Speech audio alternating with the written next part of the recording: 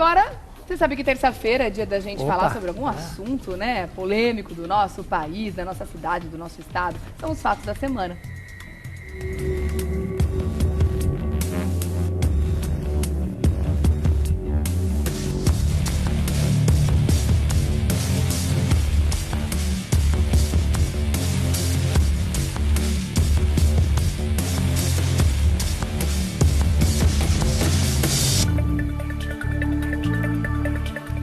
Hoje a gente vai falar sobre o governador de São Paulo, Geraldo Alckmin, que publicou na última sexta-feira um decreto proibindo o sigilo prévio de documentos relacionados ao governo do estado. Veja aí.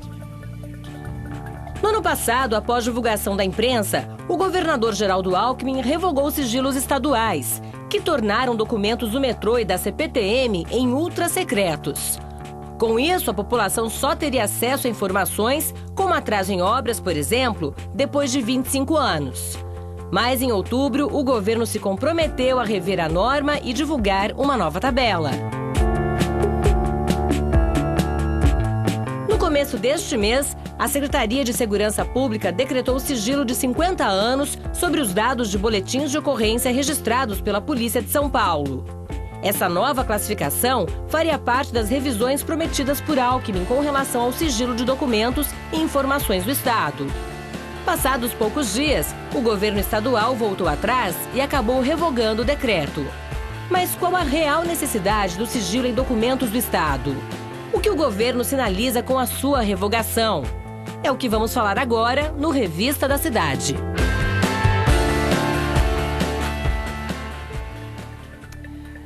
Pois é, estamos com o doutor Eduardo Leite para falar sobre esse assunto hoje. Tudo bom, meu querido? Bom Como é que dia, você tá? eu tô ótimo.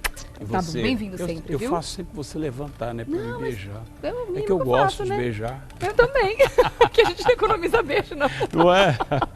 Ainda bem, né? É, isso é bom. Agora é o seguinte, vamos falar sobre esse assunto, que a gente já falou sobre isso há um tempo atrás aqui no Revista, quando o sigilo foi decretado, né? A gente, inclusive, comentou qual é a importância disso, que tipo de impacto que isso pode ter na sociedade, na divulgação de números. Então, agora o governador voltou atrás. O que aconteceu, doutor? Você sabe qual é a leitura que eu faço? Que todos querem esconder o presente e apagar o passado, né? Ah, mas porque tem muito interesse nisso, né? uma hora decreta, né, que através, é um decreto, um ato do governador, o sigilo por 50, por 100 anos. Né? Envolve o metrô, envolve o CPTM, enfim, envolve a Secretaria de Segurança Pública, a questão do sistema penitenciário, enfim. Aí, num outro momento, vai e revoga tudo isso, né? Ou seja, decreta um outro dizendo que não há sigilo. Para mim, isso é muito simples, né? Basta ler a Constituição, que diz claramente que todos os atos praticados por aquele que está investido na função pública, deverão ser públicos. Então, o que acontece? Quando se decreta, como já fez isso 2 vezes e agora revoga tudo, na verdade, é uma simples leitura da Constituição. Parece que não tem assessoria, Regiane, esse governador, porque não é possível, né, que você venha decretar um sigilo por 50 anos nos boletins de ocorrência. Né? Ou seja, aonde você tem o dever, né, de noticiar, de informar a população do que está acontecendo. Por exemplo, a questão das estatísticas. Né? Porque na verdade se decretou o sigilo nos boletins de ocorrência justamente para poder inviabilizar a questão dessas estatísticas de aumento de criminalidade no Estado. Né? Então isso é uma bobagem, mesmo porque todas as vezes que um decreto é baixado pelo governador proibindo alguma coisa ou determinando sigilo em documentos, tem aí a Constituição que diz que não pode ser negado a publicidade. E além disso ainda tem um remédio dentro da Constituição que nós chamamos de habeas data, ou seja, é o direito à informação. Qualquer cidadão tem direito à informação. Então não adianta ficar ficar perdendo tempo com essas bobagens. Para mim são bobagens, né? Ou seja, uma falta de orientação da própria assessoria. Alguém tem que avisar o governador. Governador, já está previsto lá na Constituição. Já pensaram nisso antes? Já está previsto. Em 88, 88, já faz 20 e poucos anos que já pensaram nisso e disseram o seguinte: não tem sigilo nenhum em relação. O único poder que pode decretar sigilo é o Poder Judiciário. O Poder Judiciário pode decretar numa investigação, pode decretar num processo específico. Mas enquanto ele está sendo arrolado, depois de concluídas, as informações são públicas. Enquanto tiver uma investigação em curso. Assim que terminar aquela investigação, que não interfere em absolutamente nenhuma outra informação, então imediatamente o juiz já revoga aquele sigilo. Então só o juiz, só o Poder Judiciário pode decretar sigilo num determinado processo, numa determinada investigação. É óbvio que tem certas coisas que você tem que manter sobre sigilo, ou seja, sobre uma determinada reserva, tá? Por exemplo, a questão do sistema penitenciário. É óbvio que você tem algumas coisas que você não pode tornar público isso. São questões estratégicas, por uma questão estratégica, e de segurança, de inteligência, claro, né? A quantidade de armamento que entra no presídio, né? Ou seja, a quantidade, às vezes, até de celulares. Celulares eu acho que tem que, na verdade, realmente escancarar, né? Mas tem algumas coisas que, obviamente, uma questão estratégica. Agora, é óbvio... coisa que acho que eles nem sabem. É óbvio. O Brasil ainda, em que pese nós temos aí algumas questões que são atos de terrorismo, em que pese não entenderem desta forma, por exemplo, atear fogo em ônibus, isso são atos violentos e não são atos de vandalismo, atos de terrorismo mesmo, que quer desestabilizar o governo. Então, tem determinados atos ou determinadas investigações que há necessidade de você, por um período, né, determinar essa restrição, né, esse sigilo. Mas não pode ser 50 anos, não pode ser 100 anos. Né? Ou seja, então, isso é uma grande bobagem. Eu acho que o governador está perdendo energia com essa questão. A impressão que fica mesmo, que parece que não tem nada mais importante para se preocupar, como se a gente não tivesse N questões a ser resolvidas dentro do Estado. E perdendo, porque o que acontece? A questão da questão dos metrôs, das obras que estavam atrás. Você não precisa decretar sigilo, basta dar uma volta na cidade que você vê que está tudo parado. Não tem funcionário trabalhando. Fica aquela sensação de que estão querendo esconder alguma ilegalidade, porque já que a coisa realmente não está funcionando como deveria, como a gente gostaria, a impressão que dá é que tem, né, alguma coisa para ser escondida aí quando você decreta sigilo dessas informações de contratos, de licitação, desse tipo de coisa.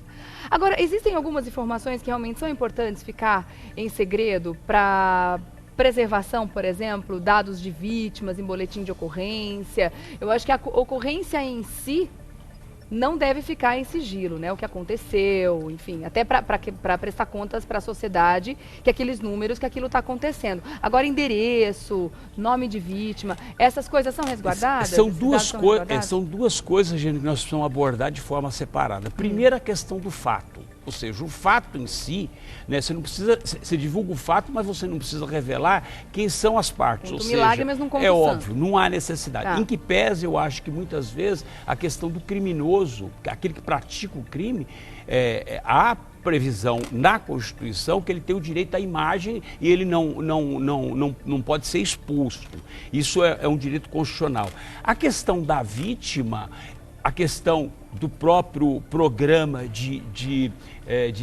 para poder preservar testemunhas. Então, essas questões pessoais, de foro íntimo, né, que são privadas, essas sim, né, identidade da vítima, por exemplo, na questão do estupro, né, a prática do estupro. Isso há uma necessidade, de uma forma natural, da preservação do nome da vítima que eventualmente tenha sido estuprada, né? Então, é uma questão, é óbvio, é uma questão, tanto é verdade que se coloca até uma caneta negra em cima se aplica uma tintura em cima do nome para poder preservar a identidade da vítima em relação à questão do estupro, entendeu? Então isso é uma outra questão, mas um direito privado, um direito da intimidade da pessoa, da vítima. Né? Se ela eventualmente quer tornar isso público, ela pode.